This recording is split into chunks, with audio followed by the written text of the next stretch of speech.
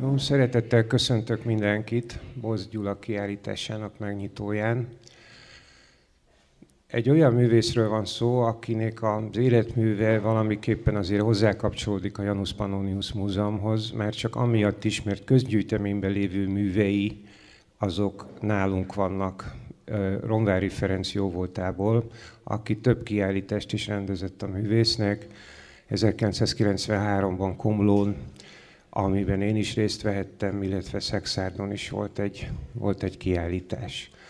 A Bosz Gyula életművéről beszélve, hogy valahogy művészettörténetileg és egyáltalán a modern szobrászat szempontjából megpróbáljam besorolni. Ugye arról beszélnek, hogy organikus absztrakció, biomorf, nonfiguráció, vagy éppen a vitalitáshoz kapcsolható. De az ő életművében nem csak a művek az, amik lényegesek, hanem ezekhez a művekhez társul egy világszemlélet is, és egy életforma. Tehát volt egy olyan, hogy boc jelenség. Valamiképpen ezek a természetből vett organikus motívumok, ezek hozzá kapcsolódtak mint egy a természeti módján ösztönösen, intuitívan alkotó szobrász zseninek az imidzséhez. Tehát valahogy az élet és mű olyan összhangban van egymással, ahogy az ő szobrain a forma és az anyag próbál összhangba kerülni egymással. És ez a művészet ugye 89 előtt egy sajátos kultúrpolitikai közegben jelent meg, aminek megvoltak a nehézségei, megvoltak a harcai. Bemutatom beszélgető partnereimet, és akkor én is leülnék.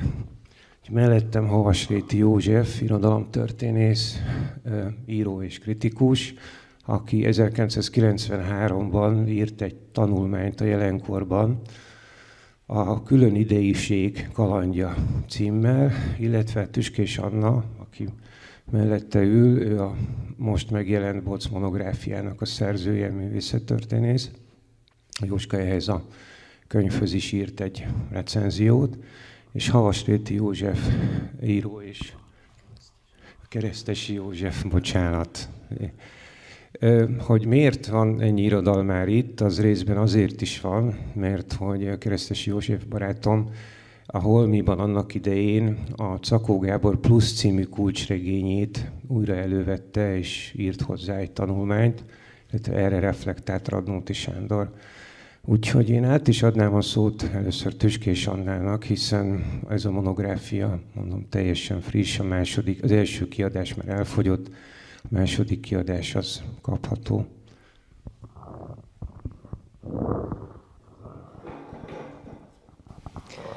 Ennek a kiállításnak, illetve az ezt megelőző monográfiának az apropója, hogy idén emlékezünk Bosz Gyula halálának 20. évfordulójára. 2003. július közepén hunyt el, és ezt meg is ünnepeltük idén Hosszú Hetényben. A kutatást 2020-ban kezdtem el, még a Covid első heteiben kaptam lehetőséget, hogy elkezdhettem a hagyaték feldolgozásán dolgozni.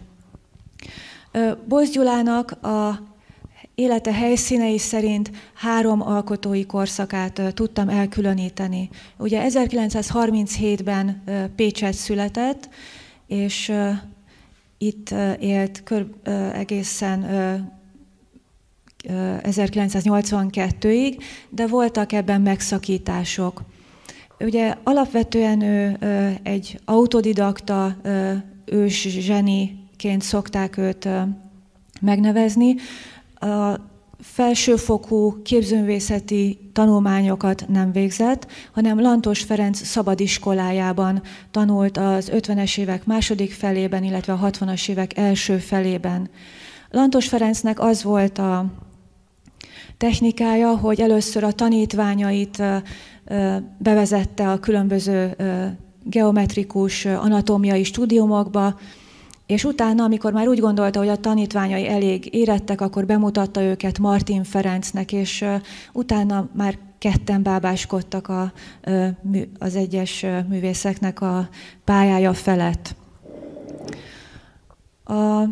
Ez az első korszakot 1968-ig állapítottam meg, eddig tehát végig Pécsett élt, és ezután a Szopján gépgyár úgy döntött, hogy ahol ő vasesztergályos volt, hogy jobb lesz, hogyha Bosz Gyulának ők minden nyárra egy fél éves ösztöndíjat kapnak, mert a gyárban úgysem veszik nagy hasznát.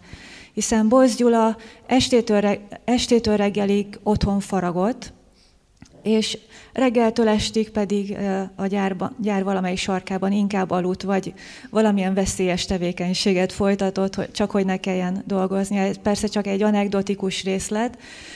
És tehát 1967-ben már megvetették az alapját a villányi szobortelep, művésztelepnek alapjait. A minta az Ausztriából érkezett. Elhagyott kőbányákban a szobrászok úgy gondolták, hogy ez egy jó terep, hogy ott helyben alkothatnak. 1968-tól 82-ig Bosz Gyula második korszaka a villányi szobortelephez kapcsolódik. Eredetileg itt nem csak szobrászok gyűltek össze nyaranta 3-4 hónapra, hanem festő, grafikusok, keramikusok is. 1970-re tisztult le az, hogy ez alapvetően egy szobrásztelep lesz, és 70-ben volt először nyugat-európai vendége is ennek a nyári szimpózionnak, például Pierre Székely, aztán ő hozta Japánból a saját tanítványát, és így tovább. Minden évben Bosz Gyula újabb és újabb külföldi, nyugat-európai szobrászokkal ismerkedhetett meg. 75-ben egy sajnálatos félreértés kapcsán, nyomán eltávolították őt a szobrásztelepről, de továbbra is ott maradt Villányban, a kőfejtő tetején egy faházban dolgozott ott tovább, majd 82-ben pedig Hosszúhetényben telepedett le nagyszüleinek a házában. 75-től 10 éven keresztül nem volt lehetősége köztéri szobrokat alkotni, és nem volt lehetősége kiállításokon megmutatkozni. 85-től engedett egy kicsit a körülötte kialakult helyzet, és az 50. születésnapjára 1987-88-ban Ronvári Ferenc itt ebben a múzeumban megrendezte az első életmű kiállítást számára, katalógus is készült ehhez. Sajnos 88 után, ezen katalógus után nem történt újabb dokumentáció az ő munkásságáról, és Bosz Gyulára jellemző, hogy nem adott címeket a műveinek, ő a nézőre bízta, hogy mit lát a szoborban. Az alapvető célja az anyag szépségének a megmutatása volt. Bosz különböző nemes köveket alkalmazott, kb. 30 féle félmárványt, ból készült szobrot találunk a hagyatékban, illetve ha nem jutott hozzá kőhöz, akkor fából faragott. Ezek is nagyon változatos faanyagból készültek. Mind a két esetben az anyag szépségét akarta megmutatni. Például itt látunk a kiállításban egy felcsiszolt ammoniteszt, aztán a 80-as évek második felében volt egy szegecselős korszaka, amikor a különböző fa formákat kárpitszegekkel verte ki. Erre találunk példát a bejárattal szemben. Itt ez a kiállítás egy eszenciáját mutatja meg Bosz Gyula munkásságának. Körülbelül 40 szobrot, illetve domborművet látunk itt kiállítva. Azonban az életműnél jóval nagyobb. A katalógusban 650 szobrot tudtam katalogizálni.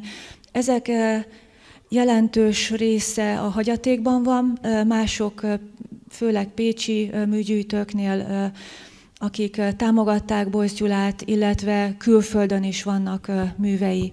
Még röviden a köztéri szobrairól szeretnék szólni. Magyarországon mintegy 25 köztéri vagy közösségi térben lévő szobrát találhatjuk meg. Ezek jelentős része Baranyában található, nem csak Pécsett, hanem Orfűn, Felsőegerszegen, Komlón, Csányorszon, Sumonyban és így tovább.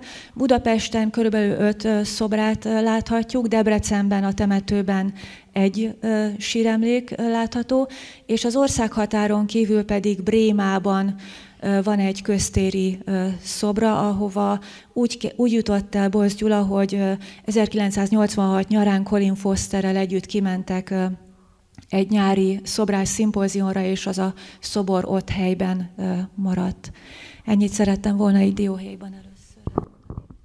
Ugye átadom a szót a Vasréti Jóskának, csak annyit még a Villányi szobortelepről, hogy mi is volt ez tulajdonképpen abban a politikai légkörben. Tehát mit jelentett az? Tehát a kisplasztika az valamiképpen mindig lehetőséget ad egy szobrásznak, hogy autonóm műalkotást teremtsen, míg egy köztéri szobor a szükségképpen ki van szolgáltatva, a hatalom meghatározta társadalmi politikai térnek. Egyszerűen egy köztéri szobor és a megrendelések az nagyon erősen ugye a megrendelő befolyása alatt áll a szobrász, illetve hát 89 előtt mindenféle politikai tendenciákat is kellett követni. Villányban viszont nagyméretű szobrokat lehet létrehozni úgy, hogy valamiképpen kilép az ember ebből a politikai, társadalmi térből. És a művészeknek, amikor lefektették a Villányi szobortelepnek az alapelveit, akkor benne volt ez, hogy itt ezen a helyszínen a hatalom és a politika, vagy a kultúrpolitika nem szólhat bele abba, hogy mit csinálnak. Ennél fogva köztéri, tehát nagy méretű szobrokat hozhattak létre, de egy természeti közegben. Miközben ugye hát a megrendelések elősen politikai befolyás alatt voltak. Tehát a Boc művészetéhez mindig hozzá kell számolni 89 előtt azt a kultúrpolitikai közeget, amiről egyébként, mint Boc jelenségről a Vasréti Jóska is írt annak idején, 93-ban. Hát ehhez kapcsolódnék, amit az András felvetett, tehát ez az elszigetelt működési mód a Villányi szobrásztelepen. Ugye ez végül is nagyon sok mindent magába sűrít a Boc tevékenységével, karrierjével kapcsolatosan. Itt végülis ketté választanám, amit így mondani szeretnék, meg egyfelől, hogy így dióhéjba hogyan látom én a Bocot, mint szobrászt, ami persze vitatható, bár hát lényegében egyébként azok az elképzeléseim vannak, amiket az Anna is megfogalmazott a könyvébe, tehát ez az organikus modernség, organikus absztrakció, ez nagyjából leírja a Bocnak a törekvéseit, hát leszámítva persze értelemszerűen a figurális munkákat, de ugye, hogy erről is lehet hát különböző dolgokat mondani. A másik pedig, amit valóban a Czakó Gábor is megfogalmazott ebbe a Plusz című regénybe, itt nem veszem el a Keresztes Jóskától a szót, hogy milyen szempontból is volt érdekes a Boc például, mint kívülálló. Tehát, hogy nyilván egyik szempontból, ami lényeges, ez a ilyen természetes őserőtől, természetes tehetségtől hát fűtött, hajtott, vadzseni, ez hogy azt mondjuk, hogy vadzseni, hát az ugye van akinek a fülében jól cseng, de az is lehet, hogy egy kicsit esetleg pejoratívan cseng. Ez nyilván megítélés kérdése. Na most, de hogy ami így a szocializmus kultúrája szempontjából egyébként ilyen nagyon emblematikus, és itt nagyon sok mindenre föl lehetne fűzni a Bocnak a tevékenységét, ezek az úgynevezett nehéz emberek, amikkel az államszocialista korszaknak a filmművészete, az irodalma, a dokumentumfilmjei, mint például a Balázs Béla stúdiós dokumentumfilmek, sorba állították elénk ezeket a nehéz embereket, és hogy ezek vagy legyenek világbajnok atléták, vagy legyenek városépítő mérnökök, vagy legyenek szobrászok, tulajdonképpen mindig ugyanazokat a köröket futották be, hogy volt egy óriási tehetség, nagy tervek, majd utána ugye nekiütköztek ezeknek a bizonyos falaknak, ugye ez is egy ilyen Kovács András bota, ez egy ilyen fontos fogalom, és akkor jöttek a konfliktusok, majd a félreszorulás, és akkor abból valaki vagy talpra állt, vagy sem. Tehát ez a nehéz ember, a nehéz embereknek ebbe a fogalomkörébe, én úgy vélem egyébként, hogy a BOCZ nagyon jól elhelyezhető. Tehát ilyen társadalmi szempontból, szociológiai szempontból is egy nagyon izgalmas figura. És azért is, hogy egy kicsit még ennél a nehéz ember témánál maradjak, hogy valamennyire valóban leleplezte ő maga, meg a karrierje az államszocializmusnak ezt a álságosságát, hipokrita voltát, hogy pontosan egy munkás embernek, egy munkás művésznek a munkás államban alakult úgy a karrierje, hogy tulajdonképpen konfliktusokra haladt a kezdeti kisebb marginalizációból valamivel később egy nagyobb fokú ilyen peremre szorulás irányába. Amikor belekezdtem ebbe az egészbe, akkor mondtam, hogy így a művészetéről is, mint szobrászról is mondanék néhány dolgot. Ugye egy nagyon érdekes szituációba kerültek bele a munkái.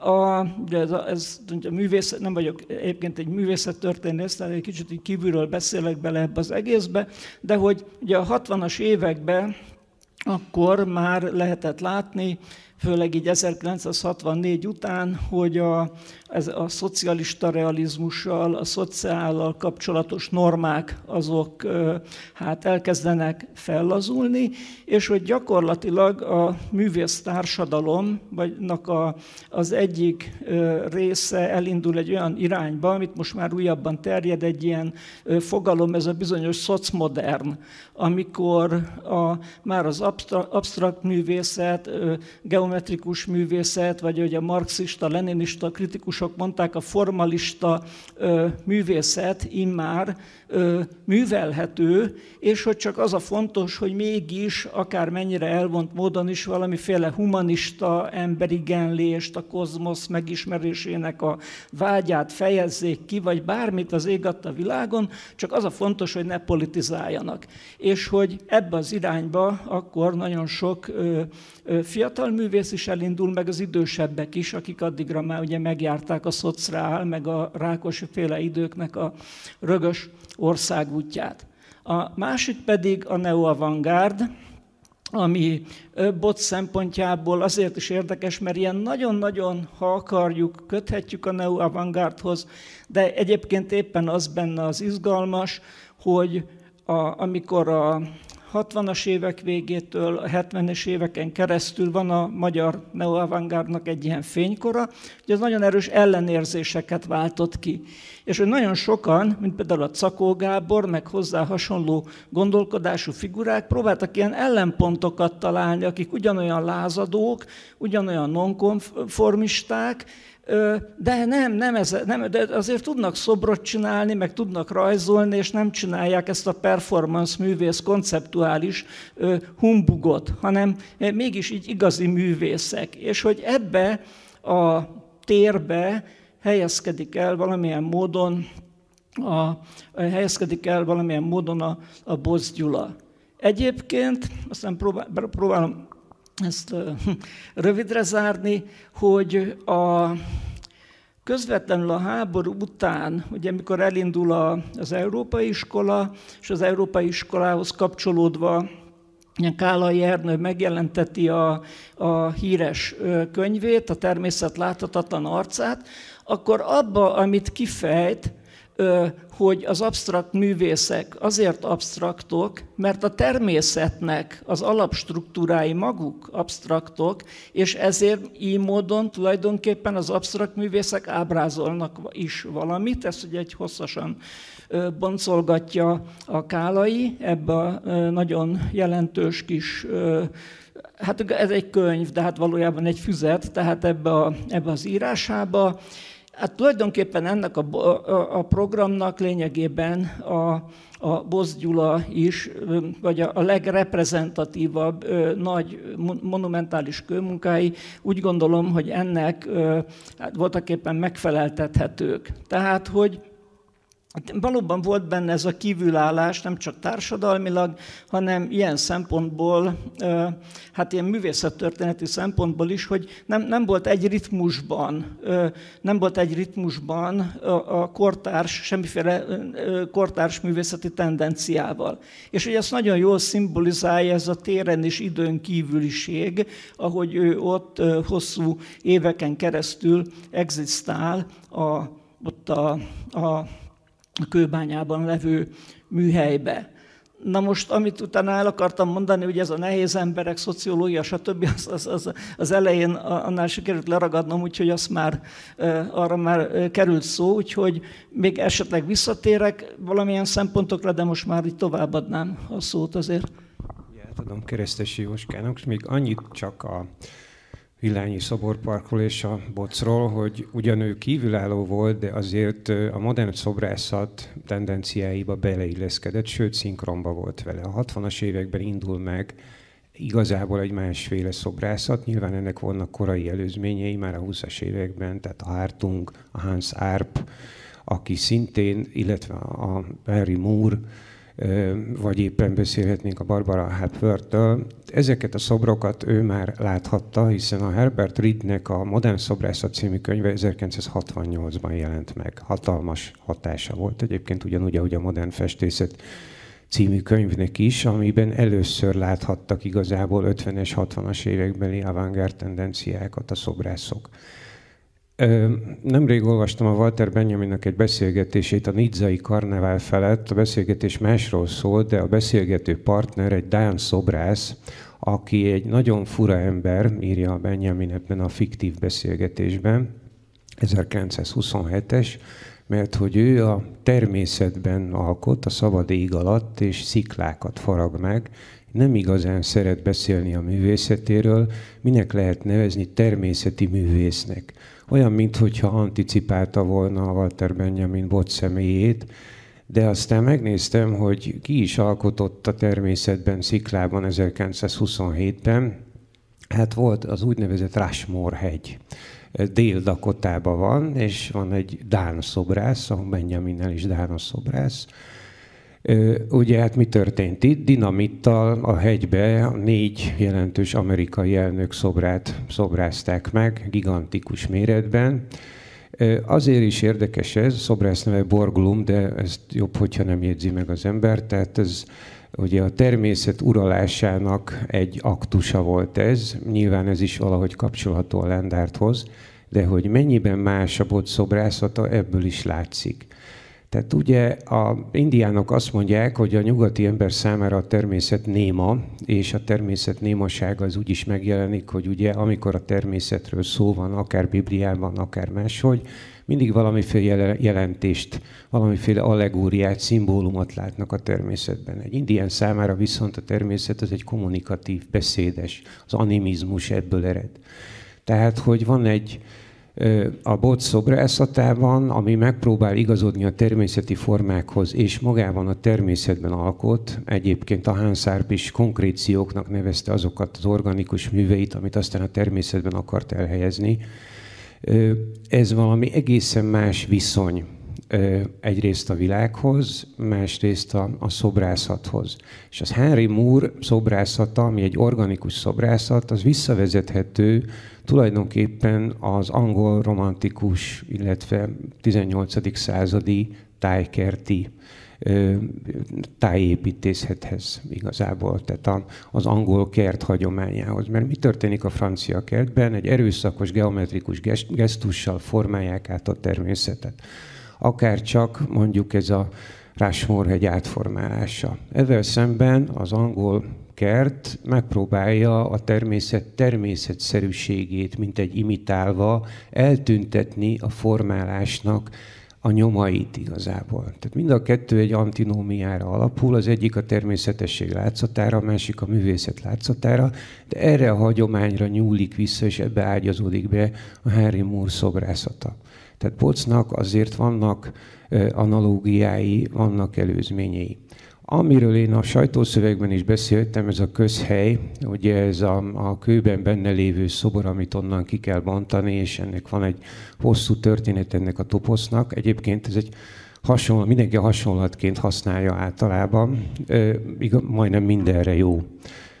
A Hegel logosz és a történelem viszonyát is meg lehet magyarázni ezzel a kőben lévő szoborral. De hogy ez a toposz a 60-as években megváltozik olyan szempontból, hogy a kőben a klasszikus szobrászat úgy farag bele szobrot, hogy megpróbálja a kő kőszerűségét eltüntetni, az anyag anyagszerűségét eltüntetni. Hasonlítani kell a testnek. Van egyébként még a köveknek szemantikája is. Ez a Bocnál érdekes lesz, ugye a különböző kövek, amiknek a szépségét ő a szobraival valamiképpen megmutatja. Volt egy hierarchiája a köveknek nagyon sokáig. Tehát a fehér márvány az egy magasrendű anyagnak számított, és ugye a fehér ember a fehér istenek ábrázolásához kapcsolódott. A császárkori Rómában a kis-ázsiai és az afrikai származásúakat általában színes márványba faragták, ami arra a helyre volt jellemző, ahonnan származtak. Tehát az anyagnak a homokkő ugye egy alacsonyabb rendű. A Bocnál viszont eltűnik, és az modern absztrakt szobrászatban, organikus szobrászatban eltűnik ez a kőhierarchia, nem az anyag minősége, és nem a téma minősíti és hierarchizálja a szobrot, hanem az éppen adott anyaghoz kapcsolódó, az anyaghoz illeszkedő szobrászati teljesítmény. Nincs jelentősége az anyagnak, az anyagban, ha benne van a szobor, akkor valahogy az anyag és a forma egyensúlya az, ami hangsúlyossá válik. Tehát a Boc figurájáról beszélgettünk, ugye ez a természetelvű szobrászat, ez valahogy nagyon-nagyon közvetlenül kapcsolódik egy világszemlélethez és egy életformához. Ez a természet adta zseni, amelyik alkot, ez így valahogy összhangba kerül. És hát a Czakó Gábor Plusz című könyvében ugye megjelenik Arcz János szobrász álneve alatt, tulajdonképpen Bosz Gyula, és akkor átadnám a szót Keresztes József. Hát ugye kicsit messzebbről kezdeném, hogy annak könyvéből is lehet tudni, hogy a Czakó tulajdonképpen végigkíséri Boc pályáját, tehát jól emlékszem, együtt jártak a Lantos műhelyébe rajzolni itt Pécsen, meg tanulni.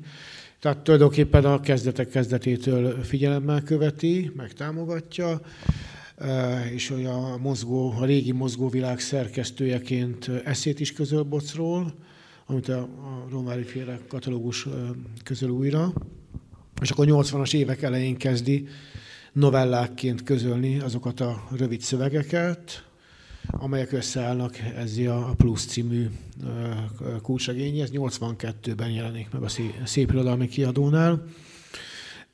Én olvastam ezt a könyvet valamikor a 90-es években, aztán még egyszer előszedtem, meg volt olyan barátom, akivel sokat beszélgettünk róla, és addig motoszkált bennem, hogy ezzel van valami dolgom, hogy elővettem már a 2000-es években, és újraolvastam, és írtam egy kis esszét róla a 2012. júliusi Holmiba, amire a Radnóti Sándor írt egy válaszcikket, vagy egy vitacikket, ugyanabban a számban. Aztán ez nem bontakozott ki vitává, vagy nem folytatódott. Tehát tulajdonképpen az, hogy a Czakó megtalálja Bocot, az adott, a téma adott volt. Másfelől az ő korai könyvei valóban előszeretettel találják meg ezeket az úgynevezett nehéz embereket, azt a típust, amiről Jóska is beszél, mondjuk a Megváltó című regényének a hőse az Baksa Sós Jánosról van mintázva. És ez a regény se csak Bocról szól, mert két szobrásznak a párhuzamos életrajza a regény története, az Arc és az Oroszlán nevű szobrászoké, akik egyszer találkoznak életükben, fiatalon, és nem is ismerik egymást, és soha többet, és párhuzamosan fut a pályájuk, és mind a kettő valahogy másképp akarja megvalósítani magát, és itt jutunk vissza ez a metaforához, hogy lefaragni ugye a fölösleget a kőről, tehát a személynek az önépítésére is használható, mint hogy szinte bármire, ahogy mondtad, ez a metafora. De valóban ilyesmi történik a könyvben is.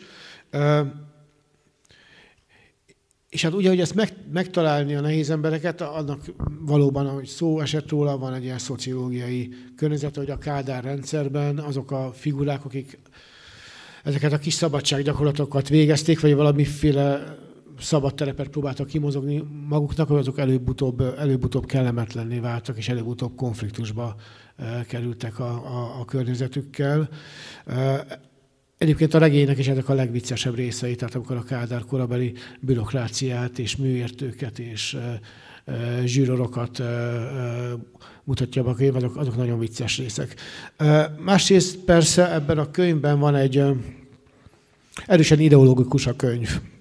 És olyan kijelentések vannak benne, amelyekkel az ember azonnal vitába szállna, hanem egy regényben hangzana el. De a regény pontosan az a műfaj, ahol különböző világnézetek vagy világszemléletek ütközhetnek, és én próbáltam így olvasni ezt a regényt, tehát a bosszankodásomat időnként félretéve. Ez volt az, amire a Sándor nem volt hajlandó, tehát a Radnótit jobban zavarta a regénynek az erős ideológikussága, ami egyébként egyfajta zsenikultuszra épült, tehát hogy vannak a zsenik, Dostoyevsky zseni, Thomas Mann az csak tehetséges, Van Gogh zseni, nem tudom kicsoda, csak tehetséges festő. Tehát ilyen kategorizálások vannak, és hogy tulajdonképpen mindenkinek az a dolga, hogy a zsenit felismerje, és elismerje, és rajongjon érte, és egyáltalán észrevegye. Ugyanakkor, tehát hogyha közelebb akarunk lépni a Bocnak a művészetéhez, nem tudom, hogy valakinek a művészetét meg lehet érteni egy regényen keresztül, szerintem nem. Egyébként egészség. Szóval a regény nem az a műfaj, ami arra való, hogy föltárja egy művésznek a működésmódját, vagy értelmezési keretet nyújtson. De ha mégis kulcsregényként olvasunk, azért vannak ilyen részek benne, és szerintem nagyon érdekes részek az anyagleírások. Tehát amikor az animizmusról beszéltél, tehát hogy a kőből föltárni a forma révén a saját természetét az anyagnak, nyilván ezt a Czakó nem az ujjából szopta, amikor odaült a géphez, hanem ezt már ezerszer átrágták és átbeszélték Bósz Gyulával. Csak hogy ne csak beszéljek, hanem mutassak is valamit. Hál' Istennek idéztem ebben az írásban egy ilyen részt, és ezt felolvasom.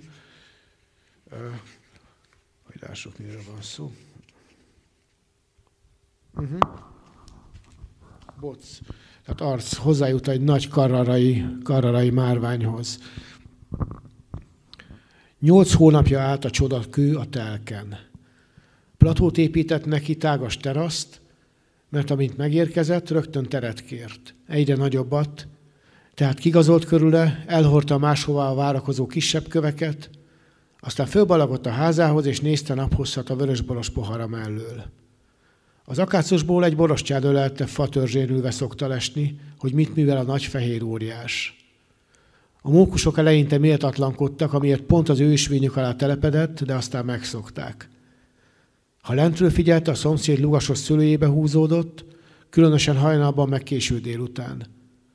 Hajnalban a kő különösen fényes lett a harmatverítéktől és szemből, Arc nézőpontjával párhuzamosan telibe kapta a fényt. Délután a hegygerinc mögé bukó napból dühösen vörösen porzott rá. Ő meg izzott, reszketett kihevülten, pár arasznyira az erdő hűvös árnyékvonalától, fehér teste együtt forrt a levegővel, majd kétszeresére duzzadt a déli bábban. Anyaga reszkető határvonalakon át szivárgott szét a meredek telek sárgára aszott terében. mit látunk ugye ebben a rövid részletben? Azt látjuk, hogy ugye az alkotás, az alkotó munka az bizonyos értelemben passzív vagy szemlélődő munka, tehát a kőszobrászt úgy képzeljük el, hogy ha valaki dolgozik, akkor az a kőszobrász, nem? Tehát hozzá képest, és itt a munka nagy része az, hogy figyeli, issza a vörösbort, viszi maga után a demizsont, és a nap különböző szakaszaiban máshonnan issza a vörösbort, és onnan figyeli a követ. És valóban ez ráíródik erre a zsenikultuszra. Tehát, hogy a zseni az nem az iskolai képzettség, nem a techné, nem a tanultság révén lesz művészi, hanem eleve úgy születik, csak meg kell találnia magában ennek a formáit.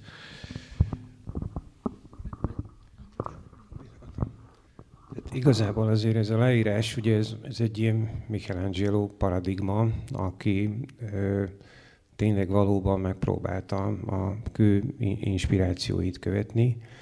Tehát a Radnótinak az volt a problémája ezzel a könyvvel, hogy ami mellett a Jóska érvelt, hogy minden, amit elhangzik, világnézeti vélemény, művészetről való vélemény, zseniről való vélemény, az beilleszkedik egy regény világába, és a regény világába bárki bármit mondhat, az valahogy egy teljes ember, meghallgatjuk a véleményét, az egy teljes világ. Radnóti pedig azt mondja, hogy nem válik regényé, hanem kilógnak ezek az ideológiák ebből a könyvből tulajdonképpen. És hát azt is felrólja, hogy szoborleírás és a szobrászatról való leírás nagyon kevés ebben a könyvben. Ehhez képest Zakó Gábor tehetségesnek nevezi Thomas Mannt, akinek a Dr. Faustus című könyvében verbálisan a Thomas Mann leírja azokat a Leverkusen által alkotott zeneműveket, megpróbálja valahogy verbalizálni ezeknek a karakterét. Nem mindegy, hogy ki a tanácsadója egy regényírónak, amikor olyanról ír, amihez nem ért. Thomas Mannnak Adorno volt a tanácsadója a zenei részek leírásában. Tehát ez az egyik probléma, a másik pedig, hogy túl merevek ezek az ellentétpárok, amikre felhúzza az Arc János és az Oroszlán Jánosnak a személyét. Tehát, hogy ezek ellentételező művész karakterek, és ugye az Arc János oldalán, a Boc oldalán ott van a szűkszavúság a művészetéről. Ez is egyébként a szobrok karakteréhez simul. Ezért hangsúlyozom azt, hogy itt élet és művészet valahogy összekapcsolódik egymással, mert ezeknek a szobroknak, a Boc szobrainak, ezeknek az organikus szobroknak igazából az egyetlen jelentése az a forma és az anyagnak az összhangja. És kiiktatja a verbalizálható, a klasszikus szobrászatra jellemző jelentéseket.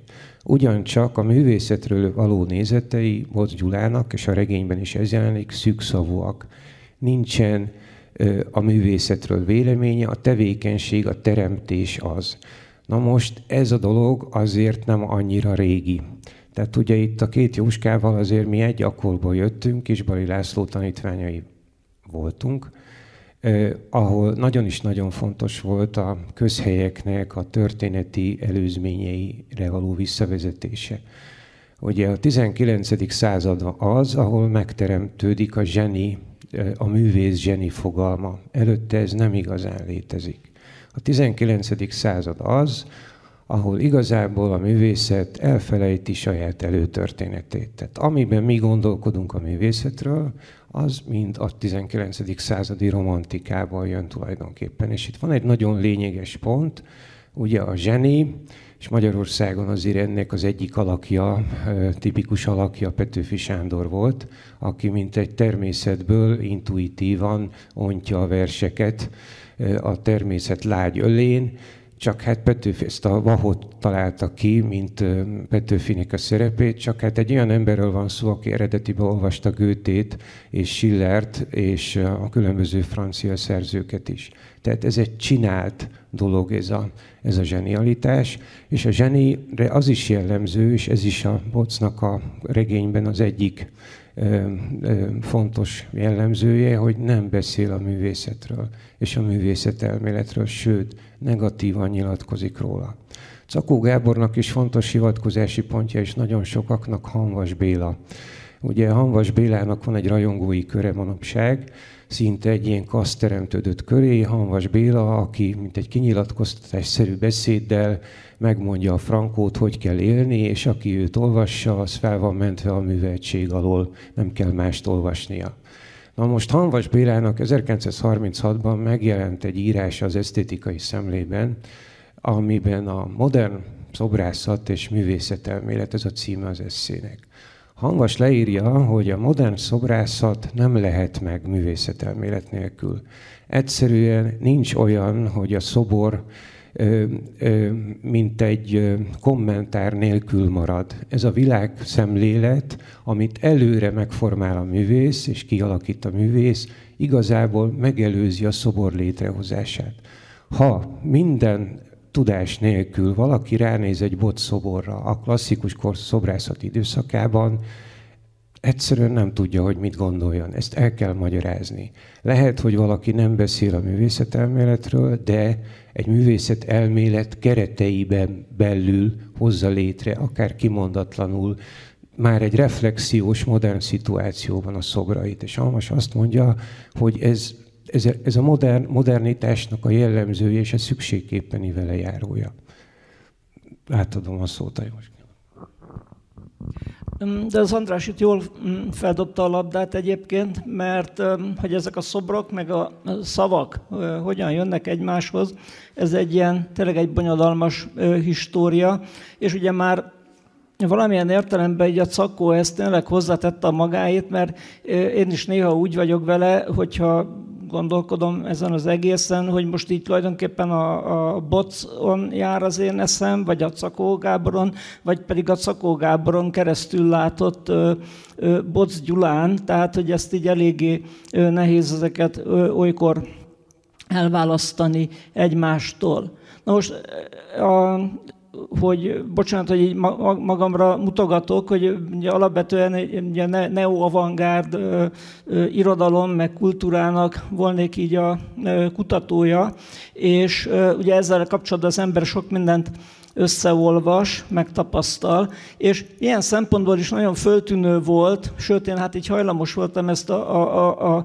Czakó könyvét így olvasni, hogy ez valamiféle ilyen ellen-avantgárdnak hát az ilyen ellen ideológiája. És hogy valóban nagyon ideológikus a könyv, és hogy ez a Boc oroszlán szembeállítás, hát ez ilyen már karikaturisztikus, én ilyennek látom. Na de amit az András mondott, hogy ehhez szeretnék kapcsolódni, hogy itt is valóban arról van szó, hogy a neo-avantgárddal kapcsolatban van egy ilyen általános beidegződés, hogy hát vannak a neo-avantgárd művészek, akik itt csinálnak ilyen dolgokat, amit nem ért senki.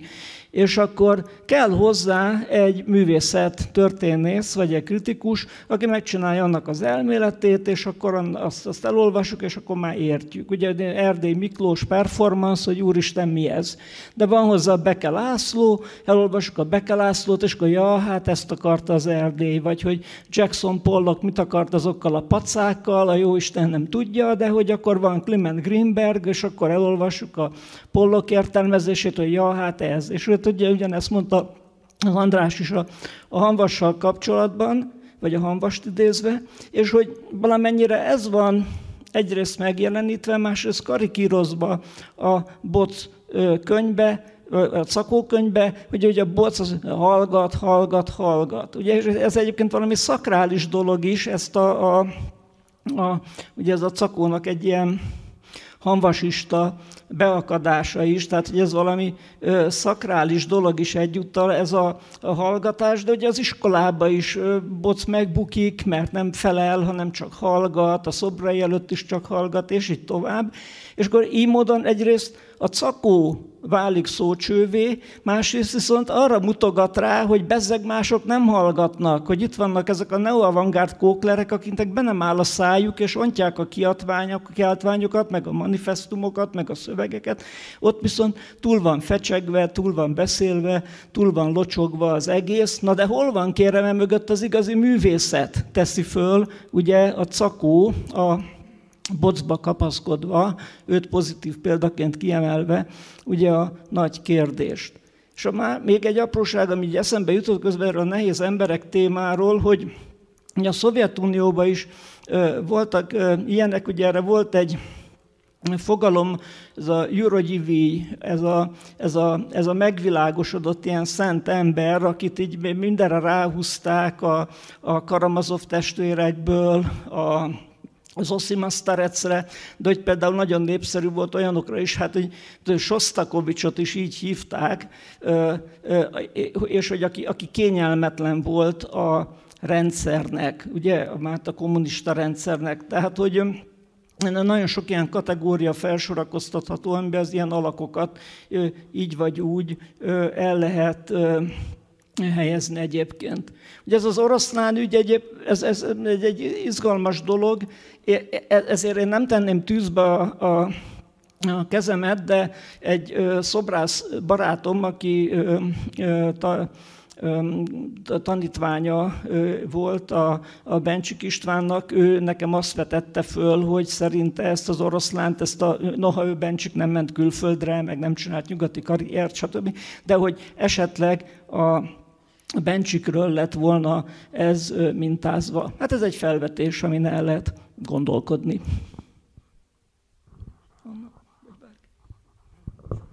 Nagyon röviden még annyit, hogy ami biztos, hogy zavarhatna a Radnótit benne, és engem is zavart, hogy azért ez a regény, és főleg ezek a szólamok, ezek nagyon antimodernisták és anti-intellektuálisak, elméletellenesek, és mindenki egy ilyen valamiféle vallásos tapasztalat, vagy vallásos megtisztulás felé mozog. Tehát ez a fő mozgás iránya az összes szereplőnek, vagy valami ilyen tapasztalat felé, és de csak ennyi. Tehát ez a modernitás ellenesség, meg elméletellenesség, ez hát valóban zavaró. Igen, tehát ahogy mondtam, tehát az elmélet ellenességről azt kell tudni, hogy ez egy elmélet. Tehát szóval ez a lényege. Az, hogy megjelenik a kultúrtörténetben az, hogy a művészethez nem kell elmélet, az egy bizonyos időszakhoz kötődik, és ez egy nagyon-nagyon erős elmélet. A 18. században hát nincs az a költő, aki ne írt volna maga poétikát, de a legkisebb zeneszerző is, a Lagrenzi-től a Vivaldiig mindenki írt egy zeneelméleti művet, ami nem csak arról szól, hogy hogyan kezeljük a hegedűt. Tehát tele van elmélettel. Akkoriban a műalkotás befogadásának a feltételei, azok megegyeztek valahogy a létrehozás feltételeivel, és a romantikában indul el ez. Egyébként Kisbari László tanárunk gyűjtötte a magyar kultúrában az elméletellenes megnyilatkozásokat Verbőcitől Sértő Kálmánig, tehát ebből volt egy nagy gyűjteménye, de mondom, ez az egésznek a paradoxona. Ami egyébként semmit nem von le Bosz Gyula kiváló szobrászatáról, de azt tudni kell, és itt a neo-avantgárdhoz való viszonyában, hogy ez egy nagyon-nagyon modern szobrászat, de a klasszikus szobrászatra reflektáló szobrászat. Tehát például megvan az anyagnak a jelentősége, a kőnek és a fának a jelentősége. A két anyag egyébként annyiban különböző, és megpróbáltam a Kiállítás címében is jelezni, hogy valahogy a kőnek a memóriája nagyobb, mint a fáé. A fa hozzá kapcsolódik mondjuk az ember élet szakaszaihoz, tehát a fa az egy romlékonyabb anyag, a kő az nem. A kőnek a szemantikájában benne van eleve ez az örökkévalóság, és nyilvánvaló a kőszobrászat, nem véletlen, hogy emlékműszobrászat is azért a kőhöz kapcsolódik. Magyarországon megpróbálnak most kopjafákat, nyilván ezek gazdasági megfontolásból olcsóbb egy kopjafa, mint egy kőszobor. Mindenféle emlékhelyre, ami közvetlenül nem kapcsolódik kopjafához, ott is kopjafa van, de lényeg az, hogy a kőnek és a kőnek van egy sajátossága. Ennek is van egyébként egy elmélete. Két szobrászt, a Popper Leo nevű kiváló esztéta választott külön a Majol és a Rodin szobrászatában, és az ő elve az volt a Majolból kiindulva, hogy a szobrászatnak alkalmazkodni kell a súlyokhoz. Mindent mellőznie kell, ami letörik. Tehát valahogy ez A szobornak, a kőnek van egy sajátos térettsége. A fa már más. És a szobrászat ugye a bocnál mindig azért is kapcsolódik ehhez, hogy az anyagban benne van a mű, mert hogy ez az elvétel, a kifaragásnak az aktusa. De hát van egy másféle szobrászat is, ami a hozzáadódás aktusa, a mintázás. Sokkal részletezőbbek a szobrászok nyilván a gipszmintakor, a bronz pedig folyékony, amiben az elején, amiben nincsen benne a szobor, tehát elvileg az oldott mozgáshoz kapcsolható. Tehát a boc azért is tudtunk azért ilyen sok irányból megközelíteni ezt az életművet, mert ez egy nagyon izgalmas életmű, nagyon sok minden kapcsán, a szobrászat kapcsán és a személyiség kapcsán interpretálható, és hát a szobrok pedig magukról beszélnek. Annyit a kiállítás rendezéséről, hogy itt láthatók az ő rajzai, amik általában nem voltak kiállítva. És ez nagyon izgalmas, ugye a szobrászrajz és a szobrásznak a rajza az két külön dolog. Nyilván szobrászok használják segédeszközként a rajzokat, egy-egy forma, mint egy előtanulmányaként. Itt viszont van egy kettősség, hogy itt olyan rajzok vannak, amik igazából megvalósíthatatlanok szoborként. De látszik rajtuk a szobrásznak a gondolkodása. Tehát elősen a stafírozással, ugye a testek, a tömegei modellálva vannak, a homorulatok, domborulatok nagyon-nagyon plastikusan vannak kifejezve, és ez egy egészen izgalmas anyag. A szobrokban én úgy próbáltam válogatni, amiben a norma tényleg ez az anyag és a forma egyensúlya volt. Nagyon sok botszobor, és olyan is van, amiben a művész annyira tisztelte az anyagot, hogy alig nyúlt hozzá plastikailag. Tehát egyszerűen lecsiszolt. A Jóska is ír egyébként a tanulmányában a fényes, sima felületekről, ami a tapintásról és a tapintásérzékről. Tehát itt a plastikai erő és az anyagnak az egyensúlya volt az én szempontom, a másik pedig teljesen praktikus szempont a kiállítás látogatók miatt. Kis szobrot nem állítok ki, mert nem mutat, és hát ha ellopják, a nagy szobrot meg nem bírjuk el. Tehát ez volt Szeretném, van még esetleg, hogyha... Mondat, tehát nem kell megijedni, csak tényleg megint, amit az András mondott, hogy ami még fontos, ez egy ilyen erotikus, erotizált viszony az anyaghoz, meg a szobrokhoz, amik így eléggé lejönnek a bocnál. Hát igen, ez egy ilyen érzéki viszony. Szeretném megköszönni a kollégáimnak, Tóth Bernadettnek, Szili Dánielnek, Dormán Gábornak és Szakács Vandának, hogy segítették ennek a kiállításnak a megvalósulását. És köszönöm szépen Polyák Dáriának, Bosz Gyula özvegyének, illetve Boc Ninónak, hogy támogatták és segítették ezt a munkát, és önöknek pedig köszönjük szépen a figyelmet.